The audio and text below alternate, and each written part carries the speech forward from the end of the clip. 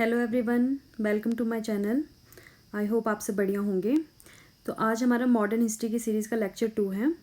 Lecture 1 में हमने देखा था कि कैसे कैसे नेशनलिज्म की ग्रोथ हुई है इंडिया में, उसके कुछ फैक्टर्स देखे थे, रिस्पॉन्सिबल थे जो, ठीक है, जैसे कि role of press, literature, western education and thought, understanding of contradictions in India and the colonial interest, मतलब between India and colonial interest. ठीक है, तो वो कुछ पॉइंट्स देखे थे हमने, कोई 8-9 पॉइंट्स देखे थे।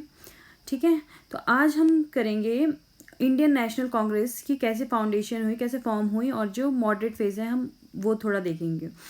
ठीक है, तो let's begin with this chapter.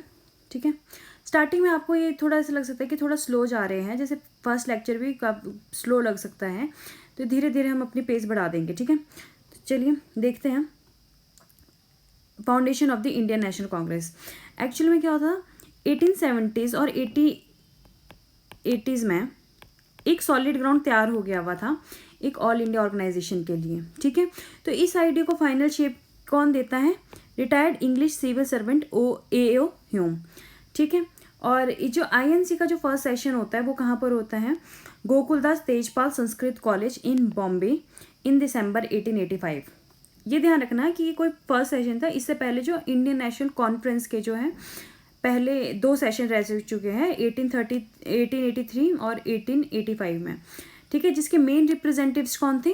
Surendra Nath Banerjee and Anand Mohan Bose. ठीक है, और इसको अटेंड कितने किए थे?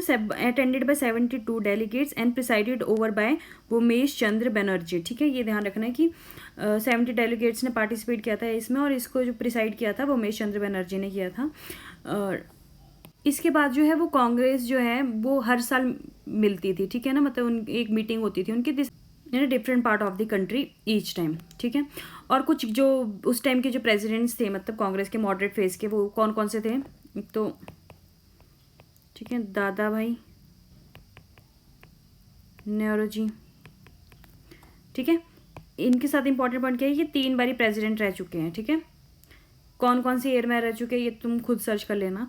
और हाँ, मेरे को एक इंपॉर्टेंट चीज़ बताना है कि फर्स्ट मुस्लिम प्रेसिडेंट कौन रह चुके हैं INC के। ठीक है, फर्स्ट मुस्लिम प्रेसिडेंट। ठीक है, और जो प्रेसिडेंट रह चुके हैं मॉडरेट फेज के, फिरोज शाह मेहता, ये WC बनर्जी तो हो गया, एक SN बनर्जी। ठीक है, RC दत्त, RC दत्त, ये जो कुछ नाम है और भी हैं, आनंद मोहन बोस, गोपाल कृष्ण गोखले। ठीक है, ये सब जो है प्रेसिडेंट रह चुके हैं। ठीक है, और इंपॉर्टेंट पॉइंट देखें, इन 1890 Kadambini Ganguly, the first women graduate of Calcutta university, address the Congress session. ठीक है, तो इससे क्या पता चलता है कि जो कादम्बनी गांगुली जो फर्स्ट वुमेन ग्रेजुएट थी, उन्होंने एड्रेस किया था कांग्रेस सेशन का। तो इससे ये सिंबलाइज करता है commitment of the freedom struggle to give the women of India their due status in national life. ठीक है, नेक्स्ट देखते हैं हम, ये जो INC फॉर्म हुई है, was it a safety valve?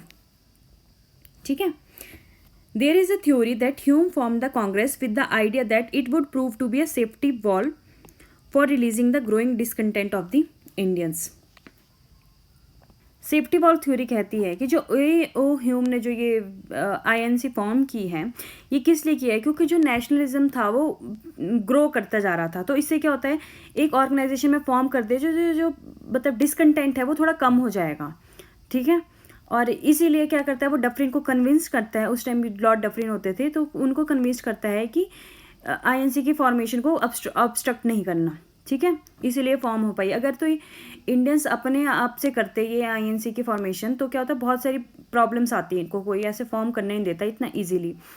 ठीक है, द एक्सट्रीमिस्ट लीडर्स जो थे, जैसे लाला लाजपत राय, RC दत्त, वो बिलीव करते थे सेफ्टी वॉल्व थ्योरी में। हालांकि मॉडर्न इंडियन हिस्टोरियंस थे वो इस आइडिया को नहीं मानते थे कि ये सेफ्टी वॉल्व वाला थ्योरी सही है। ठीक है, उनके ओपिनियन में क्या था, Indian National Congress represented the urge of the politically conscious Indians to set up a national body to express the political and economic demands of the Indians. ठीक है, तो ये थोड़ी सी व्यू डिफर्स करते हैं, तो इस पर थोड़ा फोकस करना। ठीक है, even the Bipin Chandra observe the early Congress leader use Hume as a lightning conductor.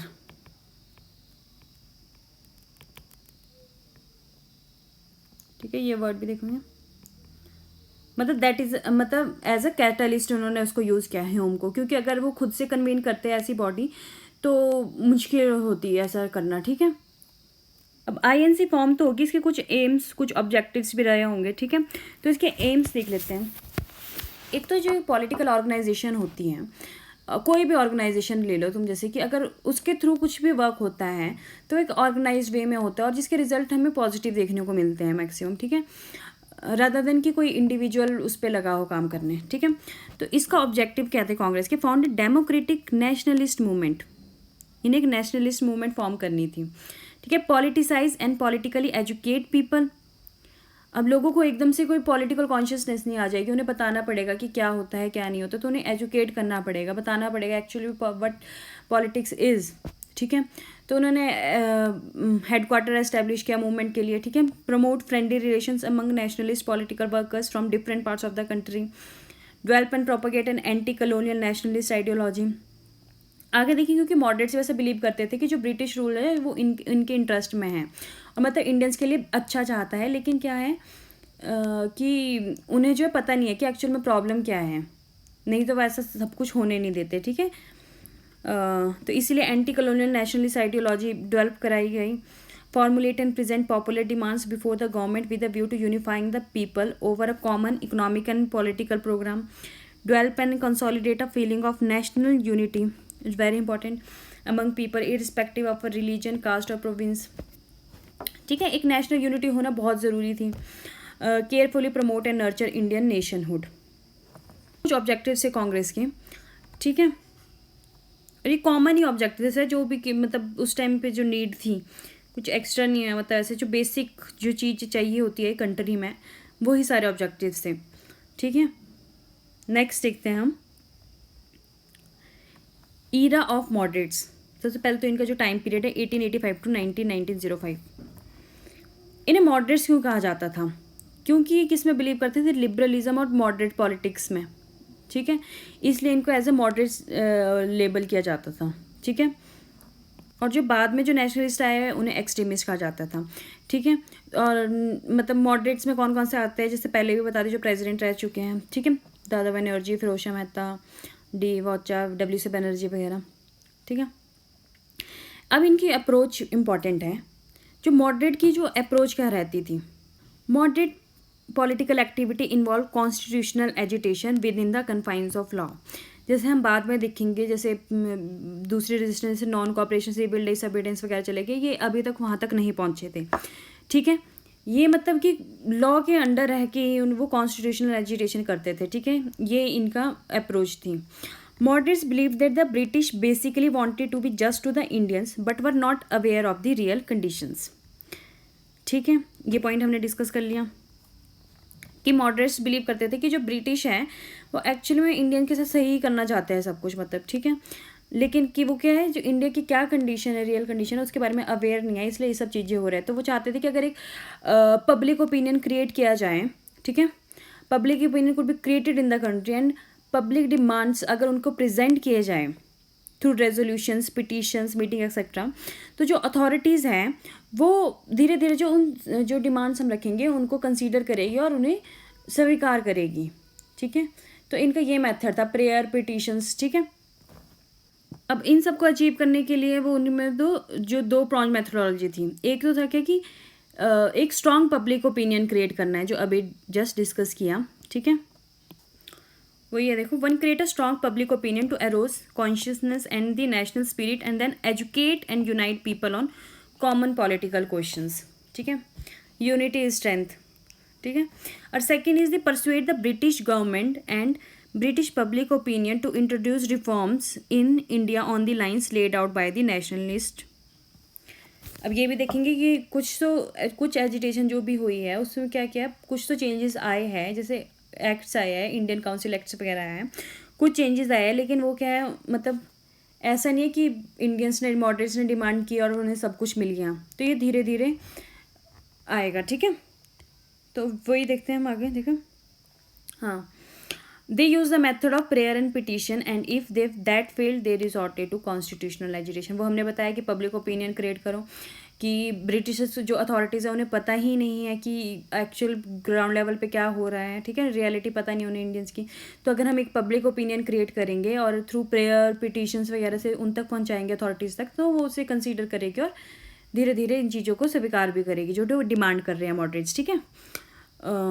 A British committee of the Indian National Congress was established in London in 1889. Important, British Committee of the Indian National Congress established in London in 1889 which had India as its organ. ठीक है। और ये important है, जो दादा भाई नेहरू थे उन्होंने तो अपना जो इनकम मतलब जो सेविंग्स थी ना, substantial portion of his life and income, वो कहाँ पे स्पेंड करा उन्होंने, campaigning for India's case abroad, ठीक है।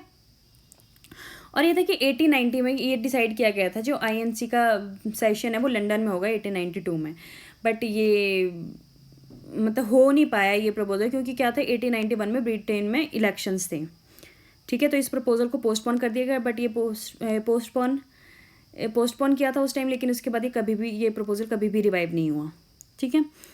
और the moderate leaders believed that political connections with Britain were in India's interest at that stage of history and that the time was not ripe for a direct challenge to the British rule. ठीक है, यही हमने discuss कर लिया है। अब क्या देखेंगे, हमें कुछ कॉन्ट्रीब्यूशंस देखेंगे मॉडरेट नेशनलिस्ट का। मतलब फ्रीडम स्ट्रगल में इनका कुछ तो रोल रहा है ना, तो इनके क्या क्या कॉन्ट्रीब्यूशंस रहे हैं मॉडरेट्स के, ठीक है। इनका सबसे मेन कॉन्ट्रीब्यूशंस है economic critique of British imperialism. जो मॉडरेट्स नेशनलिस्ट थे, they carefully analyse the political economy of British rule in India and put forward the drain theory to explain British exploitation of India.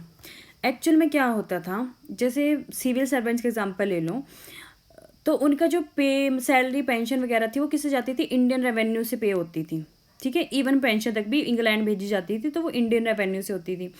तो क्या हुआ, जो हमारी self sufficient economy थी, ठीक है, उसे क्या मतलब सारी वेल्थ का ड्रेन होता गया, यहाँ से बाहर भेजी जाती थी, ठीक है। सब कुछ इंडियन रेवेन्यू से कर, जैसे दिल्ली दरबार, कहीं पे वॉर्स हो रही है, कुछ हो रहा है, सब कुछ वो इंडियन रेवेन्यू से होता था। तो इससे क्या होता था, जो इंडिया की जो वेल्थ था उसका ड्रेन हो रहा था। तो ये किसने दिखाया ये लोगों को, ये मॉडरेट्स का कॉन्ट्रीब्यूशन था। ये वही लिखा है, they oppose the transformation of a basically self sufficient Indian economy into a colonial economy, ठीक है। इसका मतलब क्या है कि मतलब जो इंडिया था ना वो एक तरह का सप्लायर बन गया था रॉ मटेरियल का, और इम्पोर्टर बन गया था फिनिश्ड गुड्स का, ठीक है। तो मॉडरेट्स एक all India public opinion create करने में एबल रहे कि जो ब्रिटिश रूल है in India was the major cause of India's poverty and economic backwardness, ठीक है। The early nationalists demanded reduction in land revenue, abolition of salt tax, improvement in working conditions of plantation labor, reduction in military expenditure. देखो military expenditure भी सारा Indian revenue से होता था, and encouragement to modern industry through tariff protection and direct government aid. तो ये contributions रहा, ठीक है, मेन।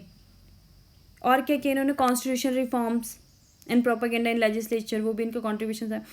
तो जो 1920 तक जो है लेजिस्लेटिव काउंसिल्स थी जो इंडिया में, उनके पास कोई भी ऑफिशियल पावर नहीं थी टिल 1920, ठीक है। लेकिन जो नेशनलिस्ट थे उन्होंने जो काम किया था काउंसिल्स में, तो उससे मतलब हेल्प तो मिली थी नेशनल मूवमेंट की ग्रोथ में, ठीक है। अब देखो, imperial legislative council constituted by the Indian council act. ये एक्ट से रिलेटेड क्वेश्चंस है, वो एग्जैक्टली तुम्हें याद होना चाहिए कौन सी चीज़ किस एक्ट में आई, ठीक है। तो imperial legislative council constituted by the Indian council act 1861। Indian members were few in number. In the 30 years from 1862 to 1892, only 45 Indians were nominated to it, most of them being wealthy, landed and in loyalist interest. और जो कुछ लोग थे वो जो nominated थे, मतलब वो कौन थे, सैयद अहमद खान, कृष्णदास, V.N. मंडलिक, राज बिहारी घोष, ठीक है। ये इंडिपेंडेंट इंटेलेक्चुअल्स थे जो कि नॉमिनेटेड थे इंडियन काउंसिल्स में, ठीक है। From 1885 to 1892, the nationalist demand for constitution reforms were centered around expansion of councils, that is greater participation of Indians in council, and the reform of council, that is more powers to councils, especially greater control over finances, हमने वही discuss किया कि 1920 तक तो कोई भी official power नहीं थी लेजिस्लेटिव काउंसिल में। तो 1885 से 1892 तक जो नेशनल डिमांड थी वो ये थी कि काउंसिल को एक्सपेंड किया जाए, मतलब इंडियंस की जो है ज़्यादा पार्टिसिपेशन हो काउंसिल्स में, और रिफॉर्म हो काउंसिल का, जैसे कि उन्हें पावर दी जाए, जैसे कि specially greater control over finances. ठीक है, अब हम वो देखते हैं, एक्ट देख लेते हैं हम 1892 का एक्ट। इसमें देखो, number of additional members in imperial legislative councils and the provincial legislative council was raised. ठीक है, एडिशनल मेंबर्स तो इसमें रेज कर दिए गए दोनों में, इंपीरियल लेजिस्लेटिव काउंसिल भी एंड प्रोविंशियल लेजिस्लेटिव काउंसिल भी। And in imperial legislative council now the governor general could have 10 to 16 non official. ठीक है, 10 to 16 नॉन ऑफिशियल्स 1892 के एक्ट में। प्रीवियसली कितने होते थे? 6 to 10।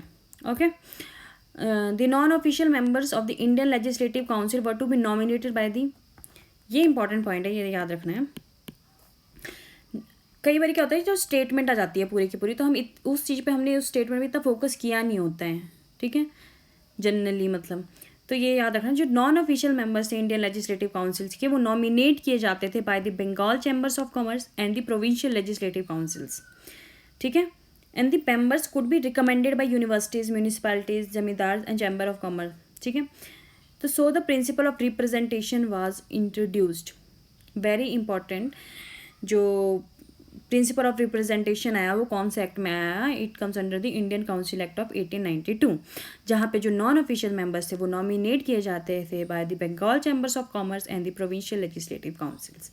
ठीक है, और इसमें क्या है, budget could be discuss and question could be asked. ठीक है, और यही इसकी लिमिटेशंस भी रहेगी कि जो बजट है उसको सिर्फ डिस्कस कर सकते हैं, और क्वेश्चंस भी मतलब ना वोट कर सकते हैं ना कुछ कर सकते हैं। ठीक है, और क्वेश्चंस सिर्फ एक बार पूछ ले, कोई सप्लीमेंट्री क्वेश्चंस नहीं पूछ सकते हैं। ठीक है, ये इसकी लिमिटेशंस भी आ जाती है। आगे देखते हैं लिमिटेशंस, देखो इसकी। The official retain their majority in the council, thus making ineffective the non official voice. इन्होंने बेशक जो है नॉन मतलब मेंबर्स जो रेस करें इंपीरियल लेजिस्लेटिव में, प्रोविंशियल में भी, लेकिन क्या हुआ, जो मेजोरिटी रही वो ऑफिशियल्स के पास रही, तो इसलिए वो जो सब कुछ किया इन्होंने वो इनइफेक्टिव रह गया। ठीक है, the reformed imperial legislative council met during its tenure till 1909 on an average for only 13 days in a year. ठीक है, and the number of unofficial Indian members present was only 5 out of 24। ठीक है, इसमें कुछ समझाने वाली बात नहीं है, तो अंडरस्टैंड। द बजट, देखो, the budget could not be voted upon nor could any amendments be made to it. ठीक है, budget could be discussed but no vote, no amendments, and the देखो supplementaries could not be asked nor could answers to any questions be discussed. ठीक है, तो ये इस act की limitations भी रही है। ठीक है, रिफॉर्म तो कर लिए हैं उन्होंने इंडियंस के कहने पे, मॉडरेट्स के कहने पे, जो भी था, लेकिन जो ये रिफॉर्म्स थी क्या था उससे, मतलब कुछ एक्चुअली में कुछ मिला नहीं। ठीक है, तो these reforms were severely criticized at Congress sessions where the nationalists made no secret of their dissatisfaction with them. Now they demanded a majority of elected Indians and control over the budget. पहले उन्होंने actually वही बात है ना कि कुछ main चीज़ लिखना छोड़ गया, मतलब उनका कहने का मतलब तो था कि उन्हें ये सब कुछ चाहिए, बट वो प्रेजेंट नहीं गई, तो उस चीज़ को मतलब घुमा फिरा के उन्होंने ऐसे रिफॉर्म्स लाए। लेकिन अब ये क्लियरली बोल रहे हैं कि हमें मेजॉरिटी चाहिए, इलेक्टेड इंडियंस की मेजॉरिटी चाहिए। ठीक है, और कंट्रोल चाहिए बजट में, that is the power to vote upon and amend the budget. They gave the slogan no taxation without representation. ठीक है, तो देखो ग्रेजुअली क्या हो रहा था, जो स्कोप था कॉन्स्टिट्यूशनल डिमांड्स का वो वाइड होता जा रहा था। ठीक है, आगे देखेंगे हम, जैसे दादा भाई नेहरू, गोपाल कृष्ण गोखले और लोकमान्य तिलक ने डिमांड की थी self government on the lines of the self governing colonies of the Canada and the Australia. ठीक है, अब इस रिफॉर्म के पीछे ये था कि मतलब ऐसा नहीं था कि इंडियंस ने मांगी और ब्रिटिशर्स ने दे दी, ऐसा कुछ नहीं था। जो British had intended to use the councils to incorporate the more vocal among Indian leaders so as to allow them to let off their political steam। ठीक है, जैसे कि नेशनलिज्म ग्रो होता जा रहा था, जो मेन लीडर्स थे कि जो कुछ कर सकते थे उनको क्या है इन काउंसिल्स में इनकॉर्पोरेट कर दिया गया। ठीक है, ताकि जो इनका वहाँ पॉलिटिकली एजेंडा जो भी चला हुआ था उससे थोड़ा हट के हो जाए, ठीक है। लेकिन इन सब के बावजूद भी जो है nationalist were able to transform these councils into forums for ventilating popular grievances, for exposing the defects of an indifferent bureaucracy, for criticizing government policies proposals, raising basic economic issues especially regarding public finance, ठीक है। Britishers ने को तो उनको कुछ अलग intent था, लेकिन इन सब के बावजूद भी नेशनलिस्ट जो थे हमारे, उन्होंने इन काउंसिल को अच्छे से ट्रांसफॉर्म किया, ठीक है, अच्छे से यूटिलाइज किया। नेक्स्ट देखते हैं campaign for the general administrative reforms. इसमें देखो सबसे पहले देखेंगे कि जनरल एडमिनिस्ट्रेटिव रिफॉर्म्स के कैंपेन में सबसे पहले क्या है, इंडियनाइजेशन ऑफ गवर्नमेंट सर्विसेज। ये क्यों कर रहा था इस चीज़ के लिए कैंपेन? एक्चुअली देखो क्या था, जो ब्रिटिश सिविल सर्वेंट्स थे गॉट वेरी हाई एमोल्यूमेंट्स, ठीक है, और जो अगर हम इंडियंस को इसमें करते तो वो मोर इकोनॉमिकल होता, ठीक है। और क्या था इसका सेकंड पॉइंट कि जो सैलरीज वगैरह थी, पेंशन वगैरह थी, वो इंडियन रेवेन्यू से जा रही थी इंग्लैंड, ठीक है। वही जो हमने पहले डिस्कस किया कि इकोनॉमिक ड्रेन हो रहे हैं, ठीक है। अगर सिविल सर्विसेज का इंडियनाइजेशन हो जाएगी अपने मतलब गवर्नमेंट सर्विसेज का, तो ड्रेन से भी बचेंगे, ठीक है, इकोनॉमिक ड्रेन नहीं होगा। और एक्चुअल में क्या होता था, जो इंडियंस को था वो डिस्क्रिमिनेट किया जाता था। उन्हें क्या होता है, जो भी ट्रस्टवर्दी और जो रिस्पॉन्सिबिलिटी वाली पोस्ट होती थी उनसे दूर रखा जाता था, ठीक है, उन पोजीशन से उन्हें दूर ही रखा जाता था। Second is a call for separation of the judicial from executive functions, criticism of an oppressive and tyrannical bureaucracy and an expensive and time-consuming judicial system, ठीक है। जुडिशरी मतलब जुडिशरी भी सब उनके कंट्रोल में थी, तो वो अपने टाइम से, ठीक है, जो वेल्दी होता है उसको थोड़ा बहुत बेनिफिट मिलेगा, लेकिन अपने उससे था इनका, ठीक है। बेचारा गरीब जाए तो जाए कहाँ, कोई नहीं उसको सुनने बैठा। Criticism of an aggressive foreign policy which resulted in annexation of Burma, attack on Afghanistan and suppression of tribals in the northwest, all costing heavily for the Indian treasury. ये जो कुछ भी करना था सब कुछ इंडियन ट्रेजरी, ठीक है। तो call for increase in expenditure on welfare, that is health, sanitation, education, specially elementary and technical, irrigation works and improvement of agricultural banks for cultivators etcetera.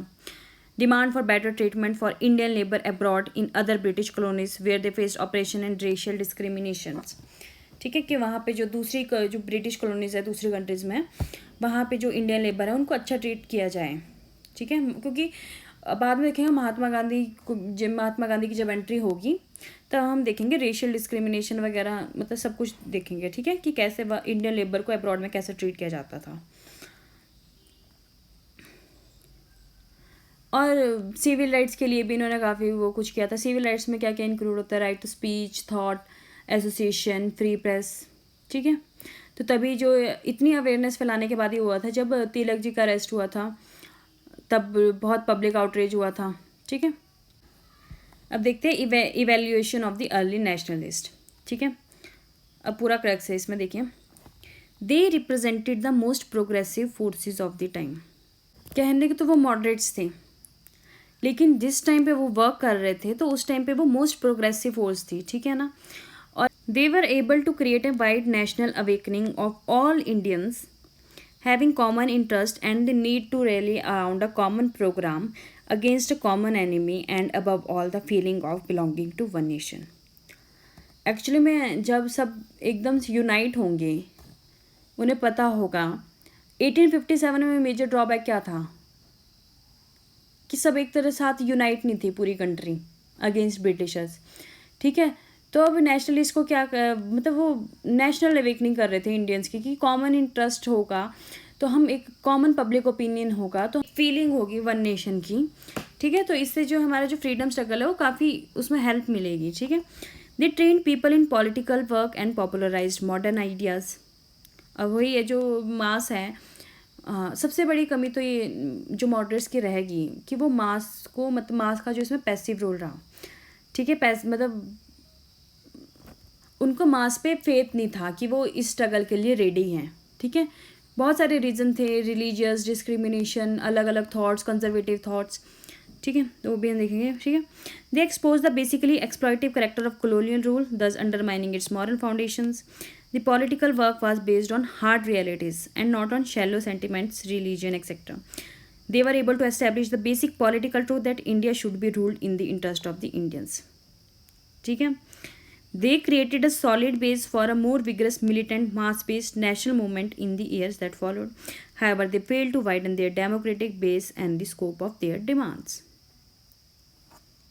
ठीक है, ये सारे पॉइंट्स है, यही सब हमने डिस्कस किया.